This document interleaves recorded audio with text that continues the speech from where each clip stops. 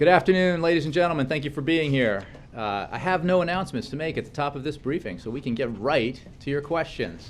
Nedra. Great, thanks, Jay. What can you tell us about reports out of Geneva that the U.S. is prepared to offer some relief from sanctions if Iran takes steps to limit its ability to make a nuclear weapon? Thank you for that, and bear with me because I have a fairly lengthy comment to make in response. The P5+1 is engaged in serious and substantive negotiations with Iran that offer the possibility of a verifiable diplomatic agreement that will prevent Iran from obtaining a nuclear weapon. Those talks are continuing today in Geneva, where the United States is represented by Undersecretary of State for Political Affairs Wendy Sherman. We are not going to comment on the specifics of our negotiating positions. In general, the P5+1 is focused on developing a phased approach that in the first steps halts Iran's nuclear program from moving forward and potentially rolls back parts of it. The first step would address Iran's most advanced nuclear activities, increase transparency so Iran will not be able to use the cover of talks to advance its program, and create time and space as we negotiate a comprehensive agreement. This would stop Iran's nuclear program from advancing for the first time in a decade. In exchange for concrete, verifiable measures to address the P5+1's concerns during the first step, the P5+1 would consider limited, targeted, and reversible relief that does not affect our core sanctions architecture. That core sanctions architecture would be maintained until there is a final, comprehensive, verifiable agreement that resolves the international community's concerns. If Iran does not live up to its commitments, the temporary, modest relief would be terminated, and we would be in a position to ratchet up the pressure even further by adding new sanctions. And finally, any agreement between the international community and Iran will have to prove to the international community that Iran's program will be used for exclusively peaceful purposes in a meaningful and verifiable way. Iran must also meet its international obligations and fulfill its responsibilities under the Non-Proliferation Treaty, its responsibilities to the IAEA, and its responsibilities to stay in compliance with UN Security Council resolutions. The P5+1 remains united in this approach. How close are you to a deal? There were some reports from the Iranians that it could happen today. I have no updates on the negotiations. They're serious and substantive, and they are ongoing. But again, what is being discussed is a phased approach that would have a first step, but I have no announcements to make about the details of those negotiations or where they are in the progress they're making. Steve. Describe this as progress, Jay, but the Iranians are saying it so. There's no question, Steve, that over the course of the last weeks and days there has been progress. You saw that in the aftermath of the elections in Iran, and we've seen it in a new openness from Iranian leaders to the demands of the international community that they meet their responsibilities when it comes to their nuclear weapons program.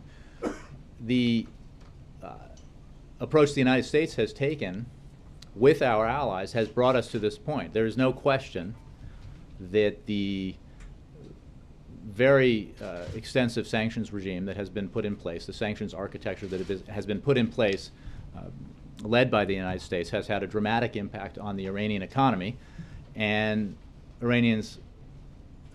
Iranian leadership is very interested in getting out from under those sanctions and trying to reverse some of the negative consequences to their economy. We have always said that we're interested in making sure Iran does not and cannot acquire a nuclear weapon through diplomatic means. One, because a diplomatic resolution to this challenge is obviously preferable, and it's preferable in part because it would be the most certain and verifiable way to make sure that Iran never acquires a nuclear weapon. But there is a limited window of opportunity here. So we're taking advantage of a new level of seriousness that we've seen, to engage in negotiations, but we are doing it in a way that makes clear that actions are what matter here, that steps that the P5+1 would insist upon in return for the moderate relief that I described would have to be verifiable, and they would be reversible. And if a comprehensive agreement were not reached, that relief would be terminated, and there would be the opportunity to ratchet up sanctions further. Some members of the Senate have been wanting to add sanctions. Have you briefed them on this proposal? Have you persuaded them to hold off on what they've been wanting to do?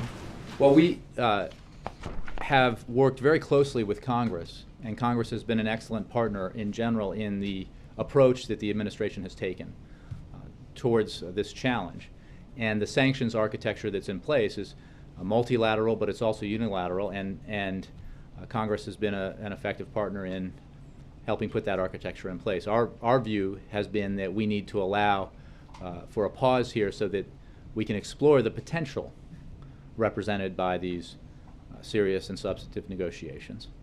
And as I said earlier, if we were not able to reach, if the P5+1 were not able to reach a final agreement, a comprehensive agreement, then there would be the potential not only to terminate the relief that we'd put in place, but to ratchet up sanctions further. And none of the relief that we're talking about here as part of a first step in this phased-in approach would be irreversible. It would all be reversible so that we could, if necessary, terminate that relief and then potentially ratchet up sanctions further. Obviously, we would continue to consult with Congress in that effort, as we have throughout. Jim? Jay, I wanted to ask you about the President's comments last night in Dallas. He said, we anticipate, used the word anticipate, that by November 30th that the website will be able to work as it was supposed to. It just sounds like there's a little bit of wiggle room there in using the word anticipate.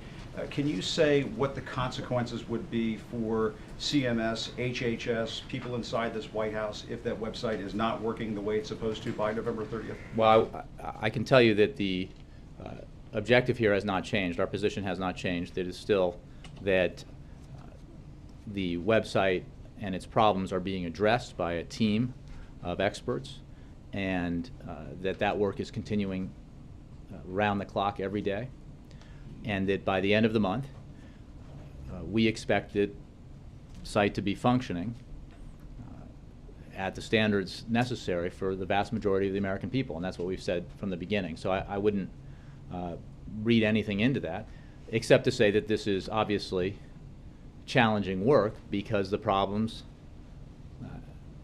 are many, and we've acknowledged that, and the President's made clear that circumstance is unacceptable to him, which is why he's demanded that all the action be taken that's being taken. So the work continues, and again, we expect the website to be functioning effectively for the vast majority of users by the end of the month. And what is the plan B if that doesn't happen? If the website's not working, are there deliberations underway right now inside the administration to perhaps extend the enrollment deadlines to all of the various things that you've been asked about at these briefings? Is there a plan B? Jim, I would say that right now the tech experts who can answer this question better than anyone else in terms of what fixes need to be made and on what schedule they can be made, believe that this can be done by the end of the month so that the website is functioning effectively for the vast majority of users. That has never meant that there would be zero problems with the site, as is the case with almost any complicated and complex site, both private and public, that exists. But it has to be functioning effectively for the vast majority of users. It's an important portal through which the American people who are interested in applying for coverage, or at least finding out their options, it's an important portal for them to use. Now, there are, as we know and we've discussed, other ways for them to get the information, and they can window shop already on the website. But we're at work trying to make it better every day, and it is getting better every day. But we're not there yet. I think Secretary Sebelius made clear yesterday that we're not there yet. And I know anecdotally you see proof of that the site is not firing effectively on all pistons, if you will, yet, but it needs to be, and that's why that work is so important. You know, and when it comes to the question of extending, we, as I pointed out yesterday, and I think Secretary Sebelius did too, we are still fairly early in a 6-month open enrollment period. And it is our belief that if the site is working effectively as expected, that there is time to make sure that the people who are interested in enrolling in these options for coverage through the marketplaces will be able to do so in time to get insurance on January 1st. And obviously the enrollment period itself lasts through the end of March. Because if you don't get it done by November 30th, obviously there becomes a very short window of opportunity for people to sign up for insurance so they have coverage starting January 1st. So, I mean, that... Well, your understanding of the calendar is mine as well, but I'm saying that it is our position that the work is being done and that it will... No, but that it will be completed, which is not to take away from the challenges that it represents, but we believe we have the teams in place necessary to do the work, and that work will continue to progress and make improvements to the site. There are, I think anybody who monitors this closely can say that the improvements that have been achieved are noticeable, but we're not there yet.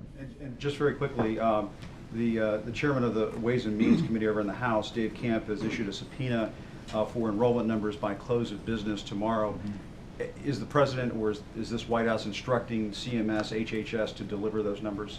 I don't have anything on the subpoena. I would tell you that we're cooperating with oversight. We've addressed the issue of enrollment numbers. If the purpose is to point out, which I'm sure it is, that enrollment numbers will be low for October, take it from me, they'll be low in October. We've acknowledged that. They were always going to be low, and that was even when we did not expect the problems with the website that occurred. So what is our responsibility is to make sure that the data is assessed and made accurate before it's released publicly, because there are so many inputs here when it comes to the collection of data. So that process will take place. I believe Marilyn Tavenner remarked in a hearing earlier this week that, as we've said before, that data will be available in the middle of November, which is consistent with the way this kinds of data is released for other programs. So that remains our plan. So she says by mid-November. You're saying by mid-November. That potentially could mean that you may not comply with the subpoena. And I'm not the counsel, so I don't have a response to the subpoena. I can tell you that, or to the reports of the subpoena. I haven't seen it myself. But we're working on a schedule. I mean, let's just focus again on the purpose of an exercise like that, which is clearly to make political hay out of what we've already acknowledged. The website's not working well. Hasn't been working well for the first month of the rollout. It's improving daily, but it is not where it needs to be.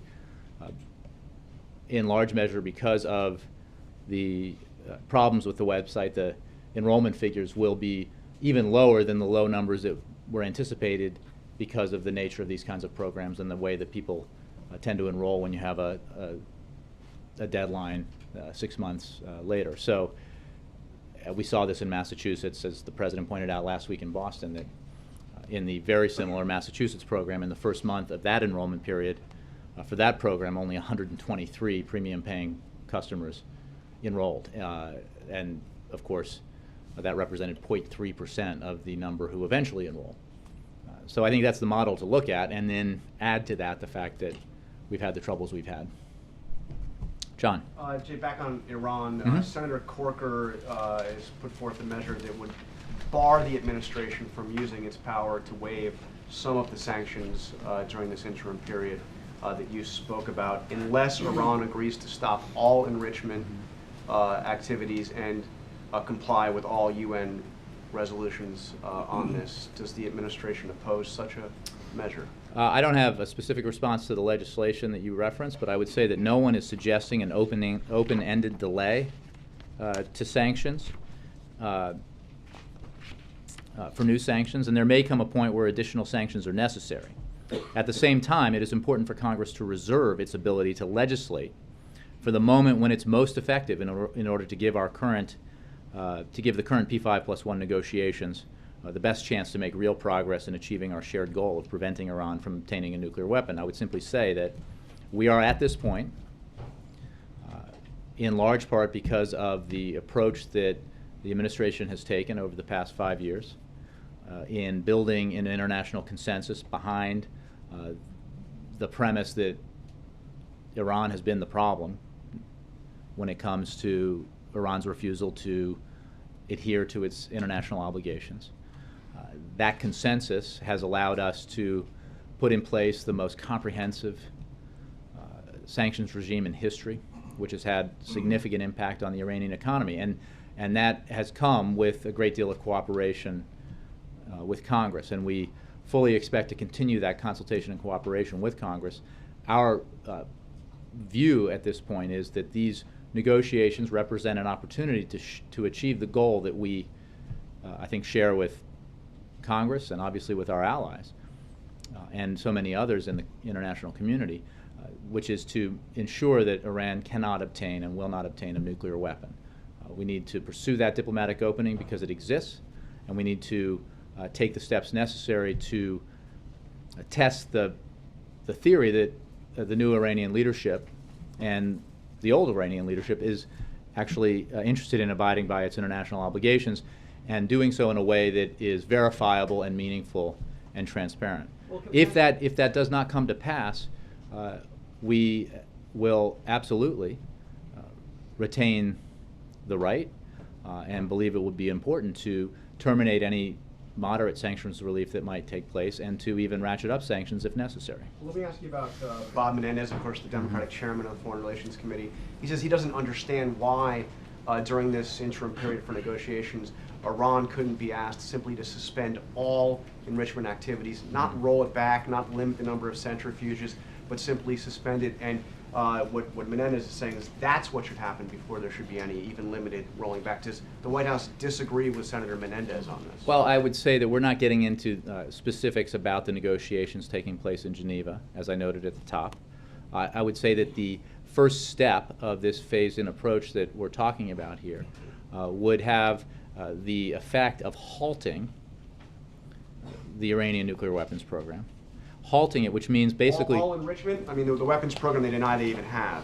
It would all enrichment. it would stop Iran's nuclear program from advancing for the first time in a decade. From advancing, so that doesn't mean it stops the program, does it? I mean, I'm just trying It to stops it from advancing. So basically, when you talk about when we make centrifuges are still spinning, they're still enriching. I would refer you to IAEA and others on the technical means by which the halt is achieved. But I would tell you that when our intelligence community and other intelligence communities make assessments about how long, where they are in their program and how long it would take for them to develop a nuclear weapon, and where they are in the process of enrichment, that all that progress would halt, and that essentially, by halting the clock and potentially rolling back where they are, puts time on the clock to allow for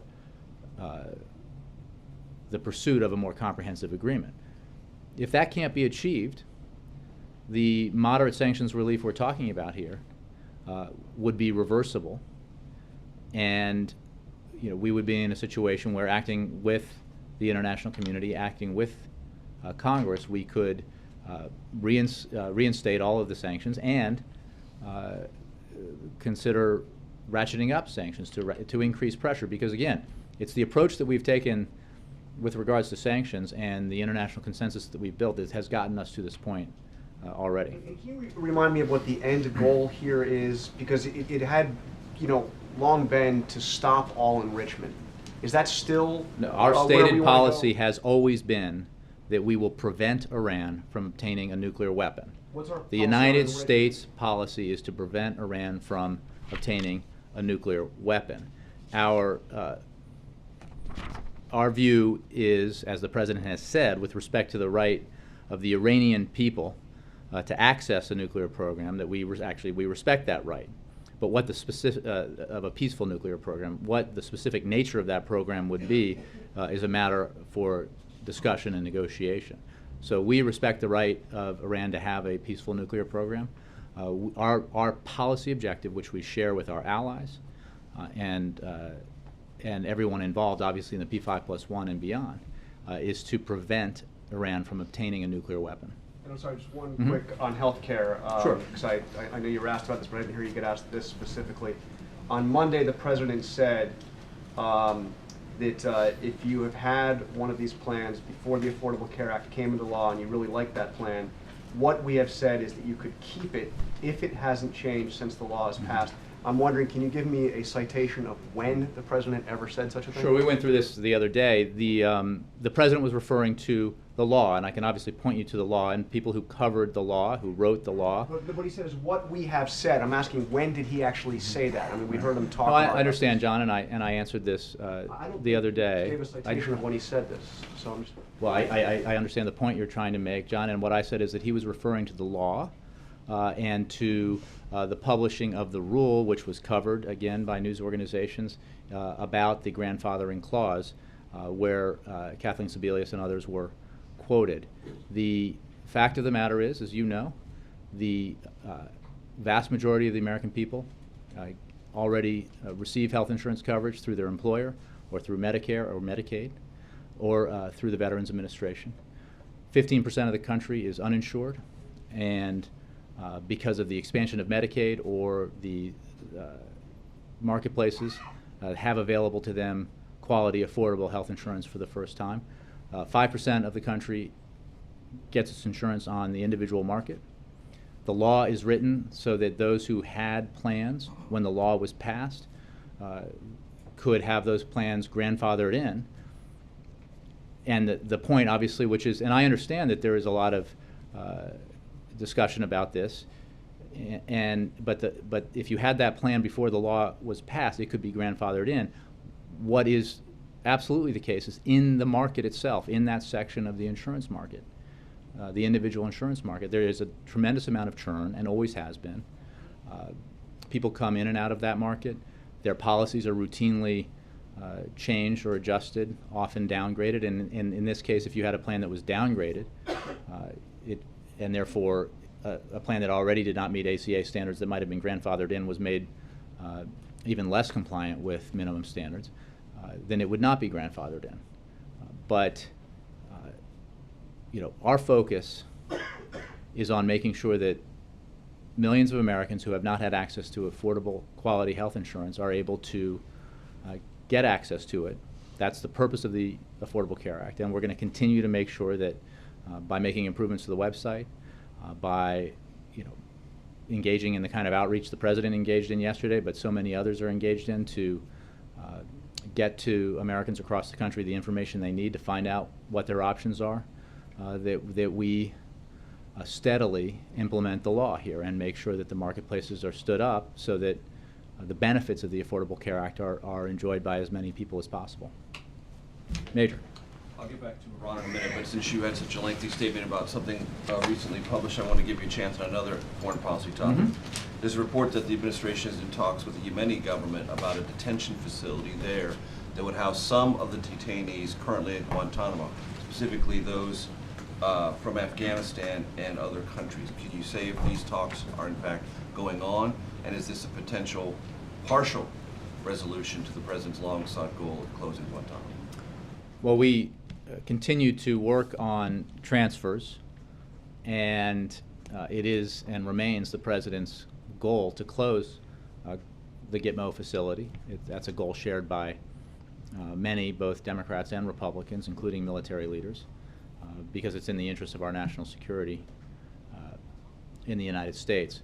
I don't have anything specific on conversations or negotiations with the Yemeni government. I think if you look back, there was a judgment made about transfers of Yemeni prisoners, or detainees rather, to which I'm sure this applies, but I don't have a specific response to the... It would be more than transfers. It would be a facility. It would be a place. I just don't have anything on that for you, Major. Does it sound incorrect to you? Well, I'll have to take the question. Thank you very much. You can understand John's question about enrichment and this standard of halting future progress because these Israeli government is very concerned about where Iran is currently, and that it may be within just a few technological steps of a nuclear weapon. So if you could provide any other clarity, Jay, about what the benefit of this halting standard is in comparison to where Iran is and where Israel feels it very quickly could be. Well, let's be clear that the United States and Israel absolutely share the same goal, which is to prevent Iran from obtaining a nuclear weapon. And we work very closely with the Israelis on this issue, and we share a lot of information about it. It remains our assessment that Iran would need at least 1 year to acquire one nuclear weapon from the time that Iran decides to pursue one. So the breakout move that is often discussed. And we would be aware of that breakout move. If there were an agreement to take this first step as part of a phased approach, the halting of progress on this program would mean that that year would, instead of being from this day forward, would be from the day forward that the agreement ended, if it were to end or not be fulfilled in the final agreement. In other words, we would be essentially buying time. That would be one of the values of it. One of the values to allow for further negotiations to see if a comprehensive, verifiable, meaningful, transparent, and enforceable agreement could be achieved, working with the P5+1 through the P5+1. And what we're talking about here would be an agreement that would assure the international community that its concerns are being met and that Iran's obligations to the IAEA, to the United Nations Security Council, and under the NPT are being met in a verifiable, enforceable way. By definition, in this first phase, should it be negotiated, the IAEA would be the organization that would provide that verification proof. They certainly have served that role in the past. In terms of the process by which a first step would be implemented, I would refer you to the P5+1, but also to ask you to let's wait and see if an agreement is reached, because we will have to, we're still engaged in negotiations. But I want to be clear that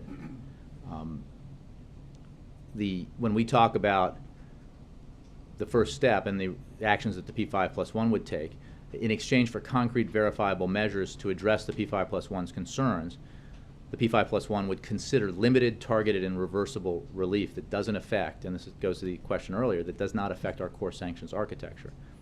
We helped build that architecture. We were, in a way, the lead architect, and the United States, and we believe strongly that the approach we've taken that has led to the building of that architecture and the imposition of these very serious set of sanctions has served its goal well in forcing Iran to consider meeting its obligations under the international community, because the cost of not doing so has been so high.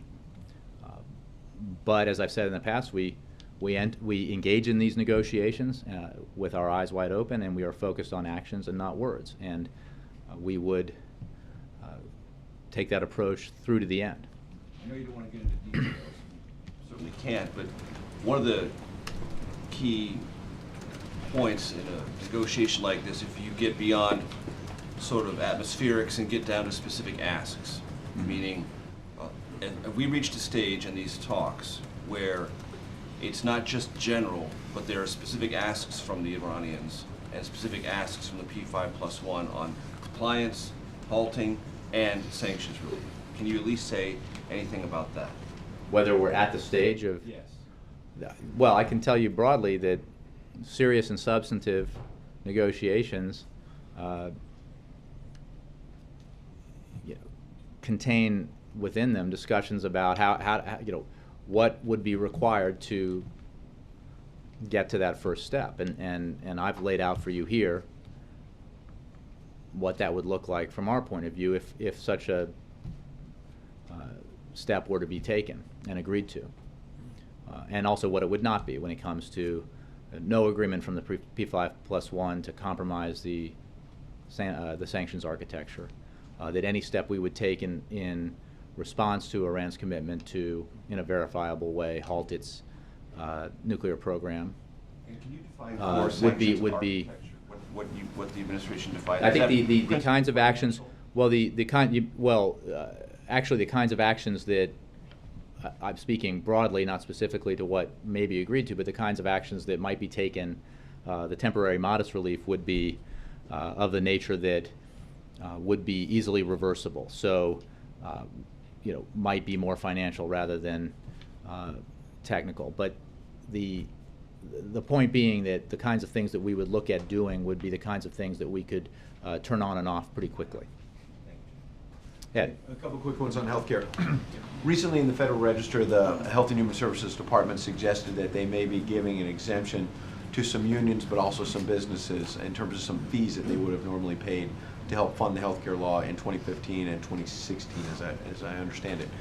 Question, do you know anything about that? It's been reported by Kaiser Health News and others that that's the interpretation of what they put in the Federal Register. And, is this a special treatment for unions who have supported the president, but more broadly, how are you going to fund the law if you continue to issue exemptions for some people? Ed, I don't have anything on that. I haven't seen that article. From this podium a couple times you've suggested that the reason why people are getting cancellation letters is because insurance companies are stripping away benefits from existing plans, you said, and that took away the grandfathering opportunity. We've talked to America's health insurance plans, and they insist that the reason why people are really getting cancellation letters is that, number one, people are not in these plans for very long. As you know, they often are in these plans because they're in between jobs, et cetera. And so they join these plans after 2010, so that's why they're not grandfathered. And also some of these folks have changed some of the plans. So who's telling the truth? Well, I think what you just said, it remains true as well, that there are some people who had plans were covered within the individual market prior to 2010, and those plans have been changed or downgraded, which, again, if you just take the Affordable Care Act out of it, is something that happened frequently within the insurance market, as I think many of us have even experienced over the years, with changes to the plan, changes to benefits and coverage, changes to costs. And in this case, if those plans were downgraded, so in other words, even if the plan originally, when the law passed, did not meet the minimum standards of coverage, it would have been grandfathered in. But if it were changed in a way that significantly reduced the benefits even below that, then obviously it would not be grandfathered in. It would not meet the minimum standards. But as I was saying earlier, it is definitely the case that because this section, this 5% of the insurance market has traditionally been a place of a lot of churn, that there are people who have come into that market in the interim. And so it is the case that the grandfather clause did not apply to plans that did not yet exist or contracts that did not yet exist between individuals and insurance companies.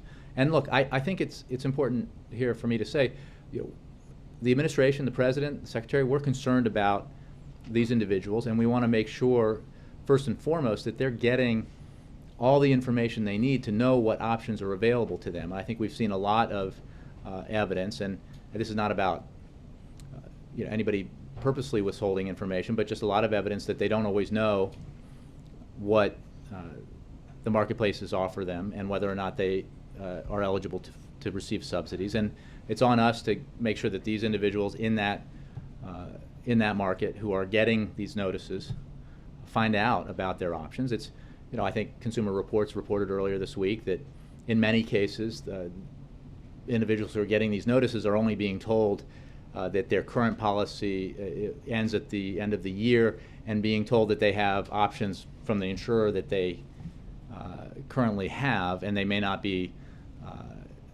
fully informed about the fact that there are other options from other competitive insurance companies, or that they may qualify for subsidies. So, and in some states, in fact, up to 1 million people, I believe, of this select section of the population would be eligible for coverage under Medicaid because of the expanded Medicaid program that a number of states have taken up. But so how do you react to the Washington Post this morning saying that you get 3 Pinocchios for suggesting this is the insurance industry to blame? Well, I would say a couple of things. One, I think I did not examine all of the math, but I'm not sure that everyone would agree with the math specifically. But you would get no argument from us that there's a lot of churn that pre-exists the ACA in this market. This section of the insurance market has always been the most volatile. It's where people come in and out. It's where people's plans change, and where they're often purchasing insurance that is the least kind of comprehensive, because they're in small risk pools often, and not in they don't have the kind of purchasing power to drive down prices that people who participate in large insurance pools participate in. That's the reason that we created the marketplaces to begin with, so that those with pre-existing conditions, for example, were entered into a bigger pool, which would help keep costs down for insurers and for the insured. So I don't take an issue with that, and I'm not. There is no question. We're not blaming anyone solely for this phenomenon. What is the fact? What is the case is that some of these insurance plans that were out there, as we've seen in some of the reports, were pretty crummy. You know, there's the woman, you know, as I cited earlier, the woman from Florida who got a fair amount of attention, whose plan turned out not to cover hospitalization, and others. You know, it's not uncommon in that market for insurance plans to be less than comprehensive and to contain annual caps or lifetime caps or carve-outs where coverage for specific conditions is not provided. So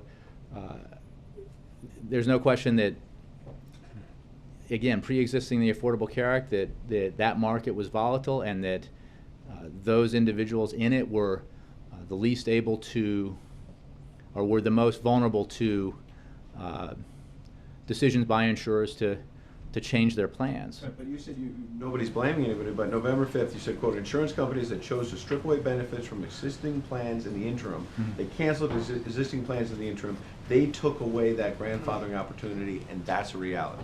Well, Sounds like you blame for that, what I'm saying is that's not everybody who's gotten a cancellation notice, because as you note and others have noted, obviously some people have bought into the individual market in the interim between passage of the Affordable Care Act and the launch of the marketplaces. But there certainly is a universe of people who have had their plans changed or downgraded, and you know, the fact is a plan that doesn't meet the standards that was introduced last year doesn't get grandfathered in because it didn't exist before 2010.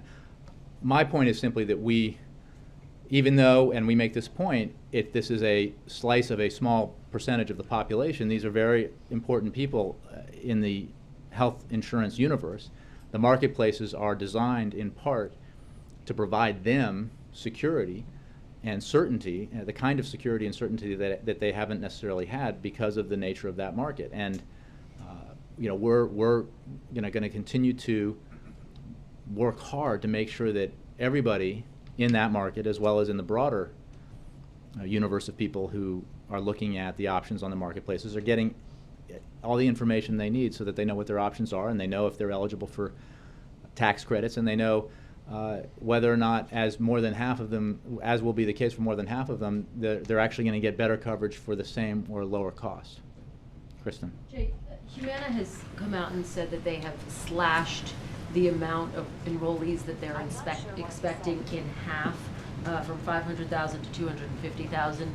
Doesn't that suggest or raise real concerns that you might not get the numbers that you need to get to make this I haven't seen policy? that story. I don't know. Is that what time period that is? The fact is, as we've said, enrollment for October will be lower than expected, probably significantly lower because of the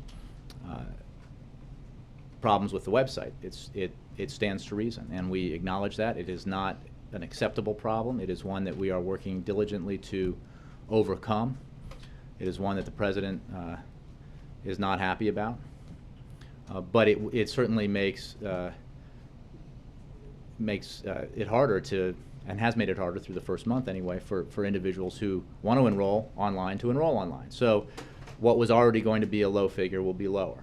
But if you have at least one insurance company already coming forward and saying we're slashing our expectations, not just for this month, but in general, in half, Well, Why I not? haven't seen that, so I don't know the time frame. And Why not consider extending the enrollment period by a little bit, just to give people a little bit more time, to give the law more time to get the required number of people to sign up, particularly those young people?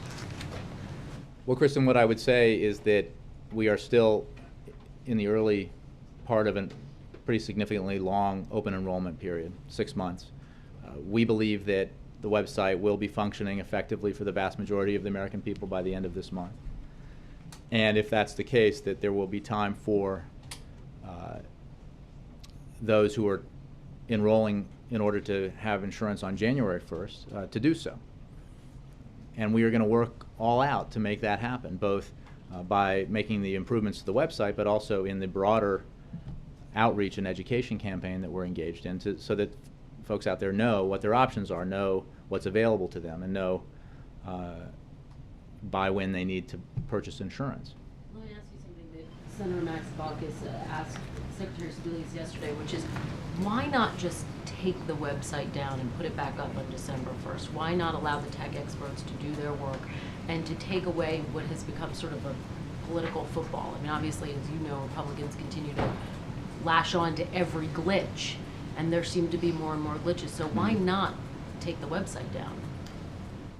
It was the judgment of the teams working on this that it could be fixed in this manner, where there are regularly scheduled times when the site is worked on and improvements are made, and that during this period, while these improvements were being made, that the site, while not functioning to the standards we want it to function to, is still functioning in a way that allows for people to get information and people to register and ultimately enroll in insurance plans. So, Sometimes it's but not so functioning though, so that people can get even information, basic information, Jay.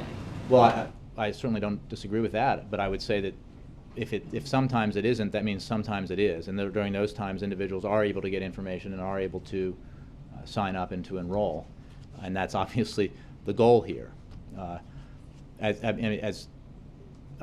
Your question, I think, contains within it the suggestion that if the website were down completely for a period of time, Republicans would stop criticizing, and I think I doubt that. But Well, yeah. and Jay, you were asked, and I'm not making that point, but more so that with each new glitch, it provides more. Well, there's no question, and I think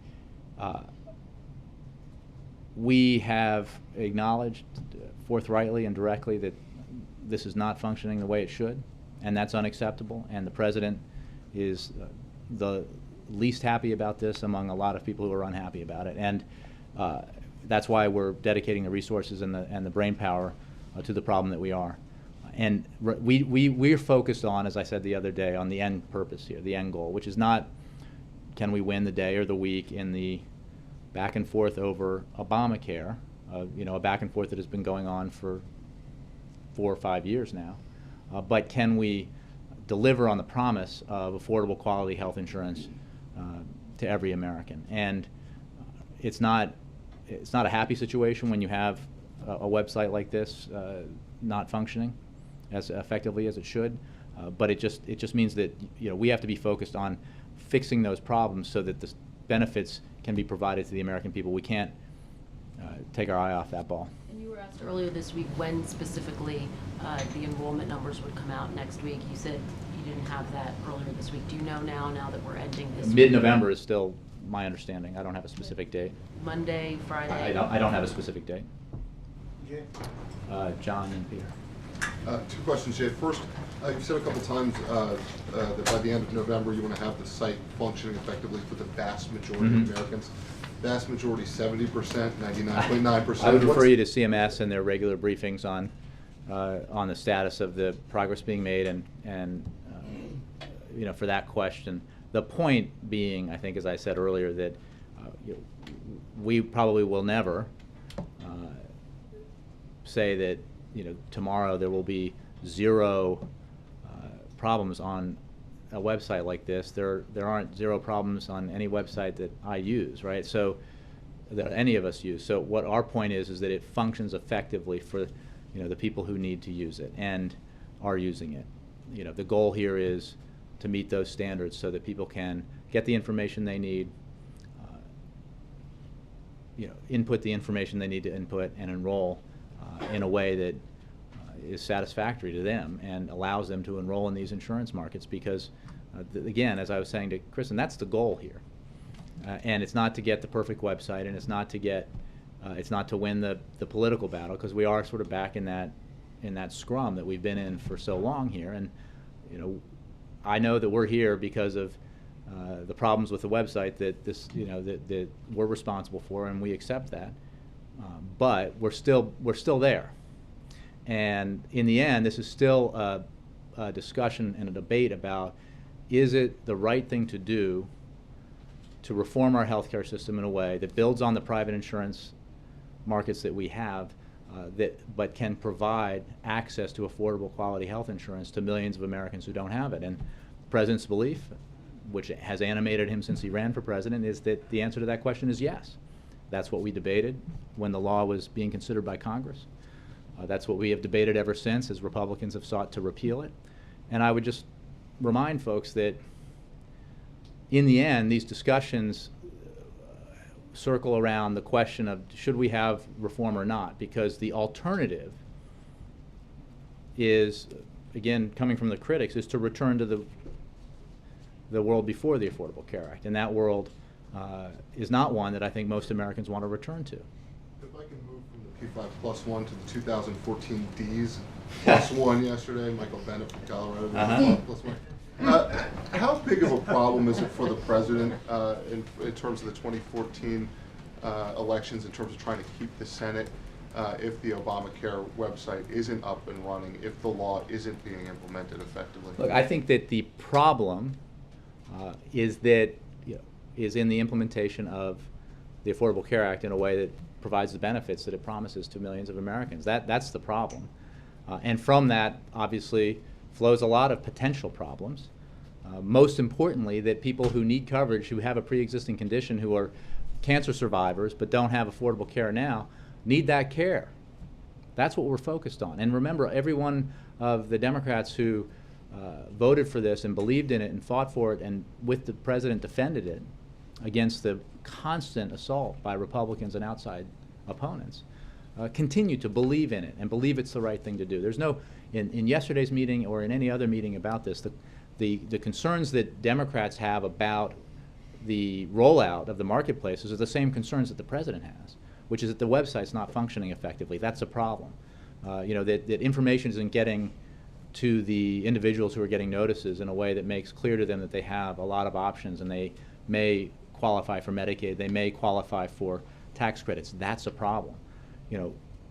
Also a problem, as the president identified yesterday, is that there are a number of states in the union, including in Texas, a very large state, where governors made the decision essentially to refuse, on behalf of their constituents, assistance to their constituents in the expansion of the Medicaid program. Millions and millions of Americans who would qualify for coverage under expanded Medicaid who are being denied that coverage because of the ideological decisions made by some in different states, because of the decision by the Supreme Court that allowed them to make that. Now, we're working with governors across the country about that decision-making process, because in the end, as we've seen in Ohio and Arizona and other states,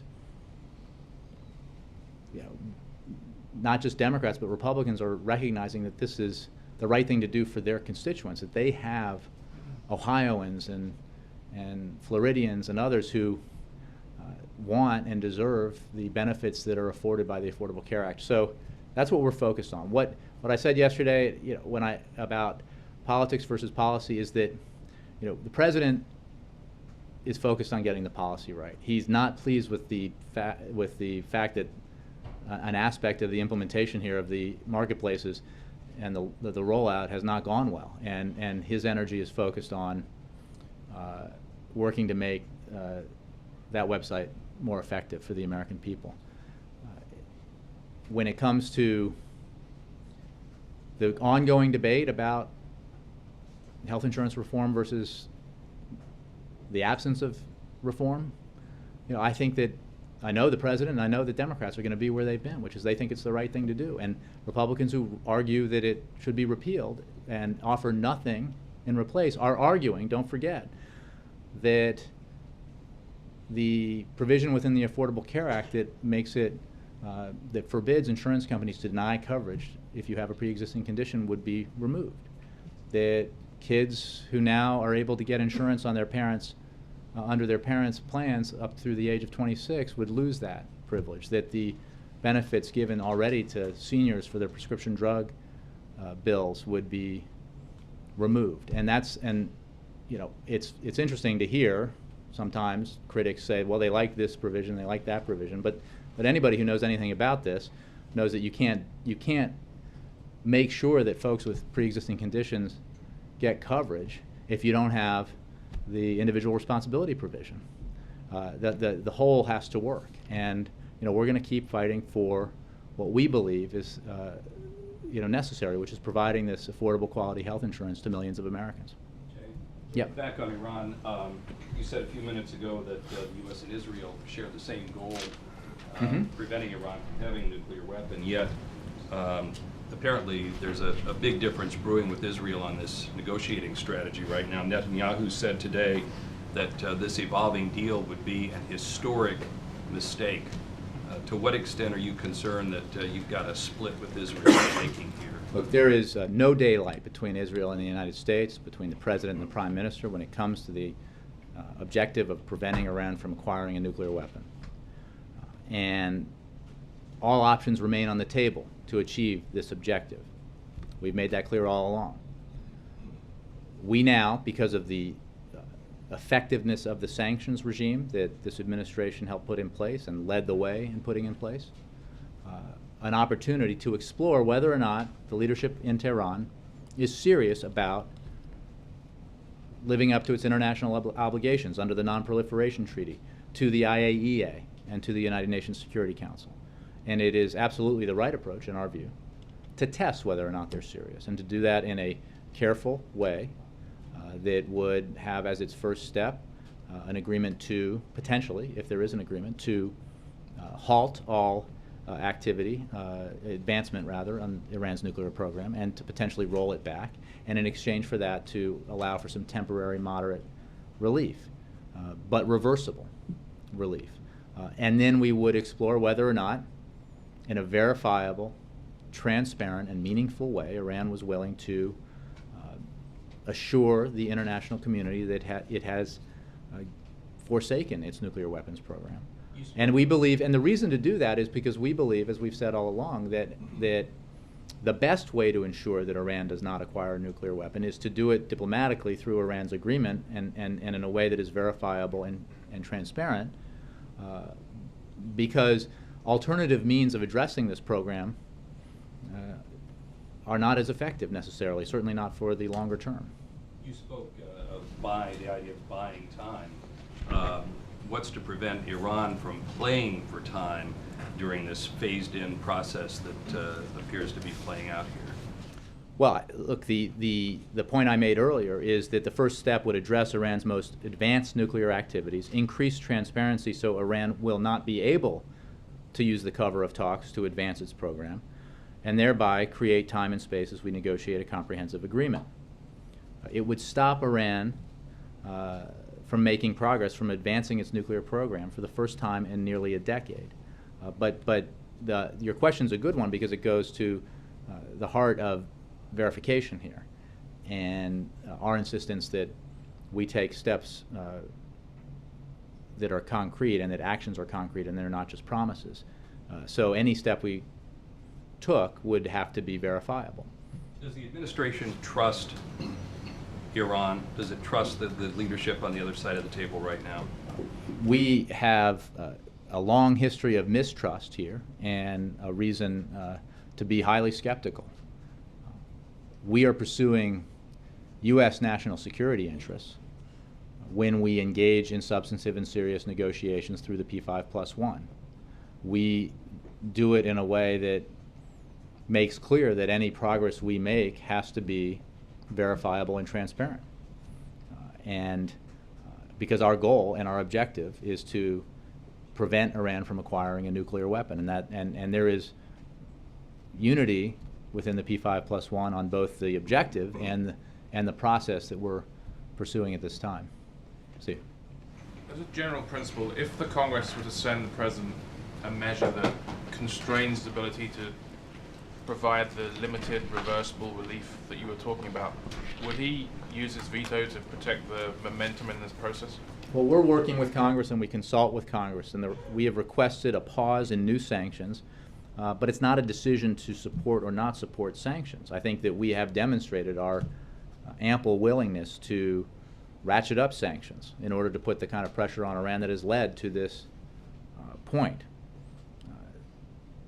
So the willingness to pause while we explore this possibility is really a demonstration of support for the possibility of a peaceful negotiated resolution to this issue rather than a march to war or resorting to the other ways that we might have to address this problem if we can't reach a negotiated, verified agreement. But if Congress is trying to stop the President's waiver authority, does that not call into question the U.S.'s ability to deliver on an interim agreement that he's talking about? Well, again, we're negotiating and consulting with Congress over this issue and updating them on what we're doing and what the P5+1 is doing. And our belief is that it is in the interest of the United States to pursue the possibility here of achieving an agreement, to do so in a way that ensures that any relief that might be attached to a first step that would halt advancement on the Iranian nuclear program and maybe roll back some of its advances, that whatever the relief attached to it is reversible, it's temporary, it's moderate, and would hold in abeyance the opportunity for Congress and the United States in general, as well as our allies and partners in this effort, to terminate any sanctions relief and to, in fact, ratchet up sanctions pressure if necessary at the opportune moment, if that moment arises. Roger. And then Dan. The GDP numbers that were out today showed a huge buildup in inventories, which suggests a potential slowdown of the economy in the fourth quarter as they work off those inventories. How concerned is the President about a slowdown in the economy in the fourth quarter, and might he be addressing that in the economic speech in New Orleans tomorrow?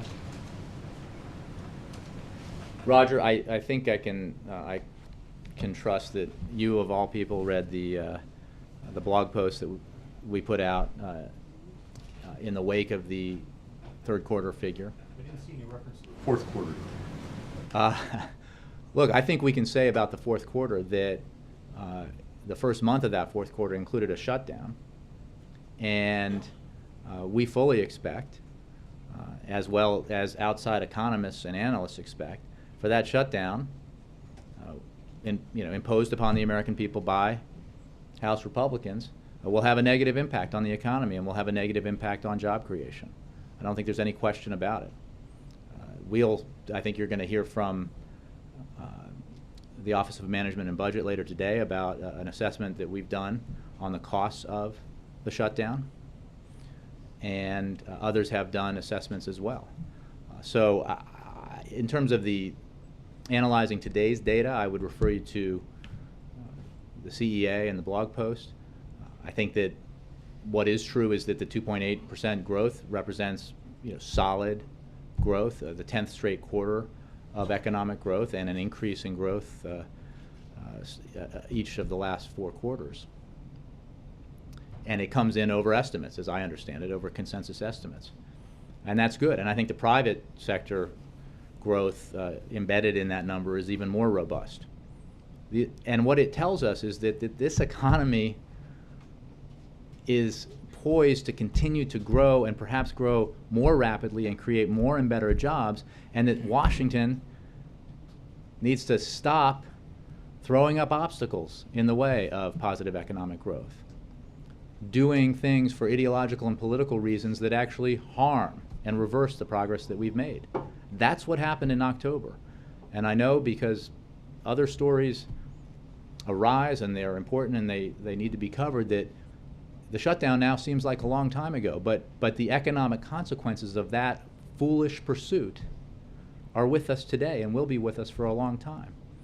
There are people in America who do not have a job today because House Republicans chose to shut down the government over their opposition to the Affordable Care Act. Will he talk about infrastructure in New Orleans tomorrow? I think you can expect that he will talk about the need to build infrastructure as part of a broader effort to strengthen our economy for the long term and to increase exports. The president takes a comprehensive approach to the economy and the investments that he believes we need to make, the kinds of investments that have traditionally been supported by lawmakers of both parties. Infrastructure is a key part of that. I mean, the virtue of investment in infrastructure is that it's a double win, because you get the immediate effect of building and the jobs created from that and the economic energy and activity created by that, and then the long-term benefit of to the economy of improved infrastructure, whether it's ports or airports or roads or highways or bridges. I mean, these kinds of, that's why when you get something that has all that benefit, both near-term and long-term, you tend to get bipartisan support. And there has been bipartisan support for that kind of robust infrastructure investment in the past. We believe, and the President has put forward, that there are ways to achieve bipartisan agreement for infrastructure investment, and we're going to keep pursuing that. Jay. Steve. Jay. Oh, and then Dan, I said you next, sorry. Jay, I want to ask get back to this question of what Congress is proposing. A lot of members of Congress are proposing on this question of if you like your plan, you can keep it, period. The President's promise. Mary Landrieu's proposal, she calls it the Keeping the Promise bill. The promise she's talking about, of course, is the President's promise.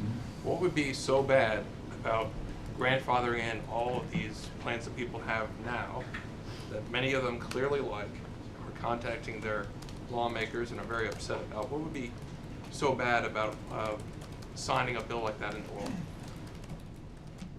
Well, Steve, what I can tell you is that, as I mentioned earlier, we are concerned about those individuals and concerned about the need to get them all the information that they should have so that they're aware of the options available to them, and the fact that, again, more than half will be able to purchase higher quality insurance coverage for the same or lower cost, that half will qualify for tax credits, that up to $1 million will qualify for enrollment in Medicaid.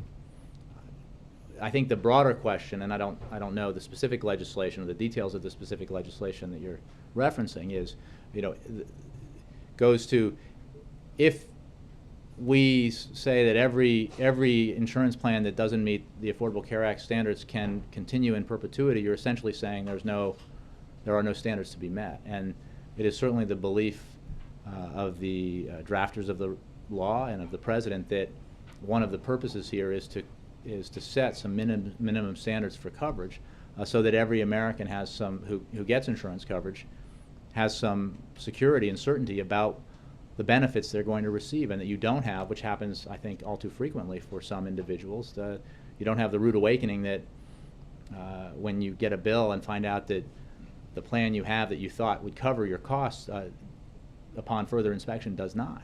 And Senator Landrieu's bill has some things in it. It says those people who are going to keep their grandfathered plans would be told about the deficiencies, would be told that they don't have hospitalization, for example. They would be informed. Sure. And that they could keep it, not necessarily in perpetuity, but as long as they keep paying their bills. What would be so wrong about letting them, Steve, letting them keep the plan Sure. that they like? Steve, all I can tell you is that the reason why there are minimum standards is so that all Americans have that certainty and have that guarantee that of basic quality insurance coverage. We're concerned about the individuals, and I'm sure we'll be discussing them both here and elsewhere going forward.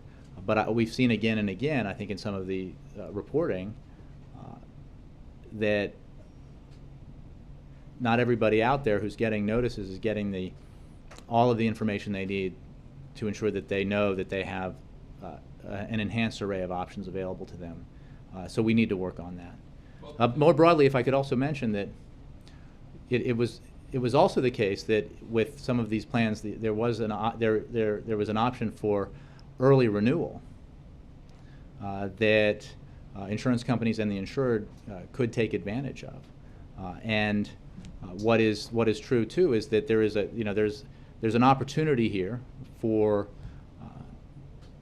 insurers to take advantage of the fact that there's going to be a huge influx of people in the market now purchasing insurance, and there is a desire to make sure that all those individuals are getting the information about the new plans that are available. But our focus right now is making sure that these individuals are aware of what their options are, and making sure that they avail themselves of their options so that they can discover that in fact in many cases they're going to get better coverage for less. Would the President veto such proposals? There's going to be one on the House floor next week, Steve, Chairman Upton's proposal. You've loosely described a proposal that I haven't read and I'm not sure is on paper, so for me to issue a statement of administration of policy about it, I think would be getting a little ahead of myself. Dan. Thanks. So based on reports, this phased agreement we could have an announcement on this as early as Friday. Will the President be actually speaking with Prime Minister Netanyahu, who has described this thing as Pete mentioned, a mistake of historic proportions, to ask him to support at least the first phase or other phases of the program? The President, as you know, speaks regularly with Prime Minister Netanyahu, and I'm sure we'll be speaking to him again in the near future. I don't have a planned conversation to preview for you. This is an issue that the two discuss frequently, that our counterparts discuss frequently. Again, we have an immense amount of cooperation with the Israelis on security issues and on the challenge of Iran.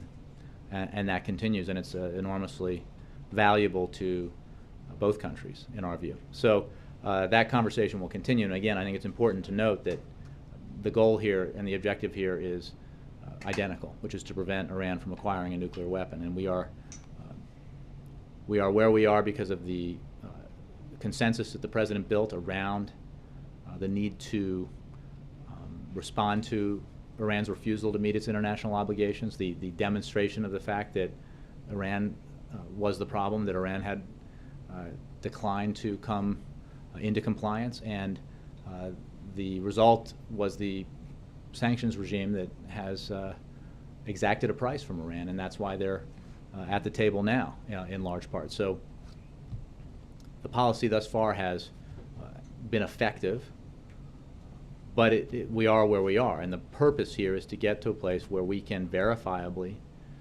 and in a meaningful way and in a transparent way make sure that Iran is honoring its commitments and has forsaken its nuclear weapons program. We're exploring the potential, and we're working in close consultation with our allies and partners, including Israel, on this issue, and we are obviously working through the P5+1 on it. April, Jay, last one. Jay, two questions. One, President Obama is having a screening tonight on a movie about Nelson Mandela's life. Nelson Mandela is an iconic figure that the President has a close kindred spirit with. Has this White House reached out to the Mandela family recently to update on his health condition? Have they talked with the family recently? I don't have any presidential conversations to read out to you.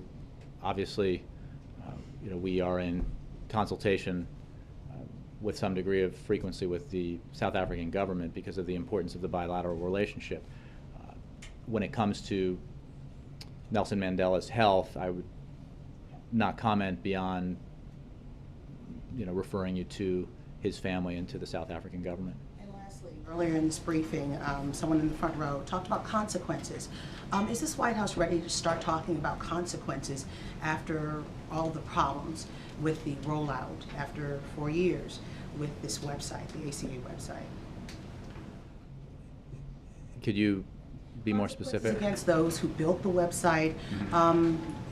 Simply put, they put it out and it wasn't working.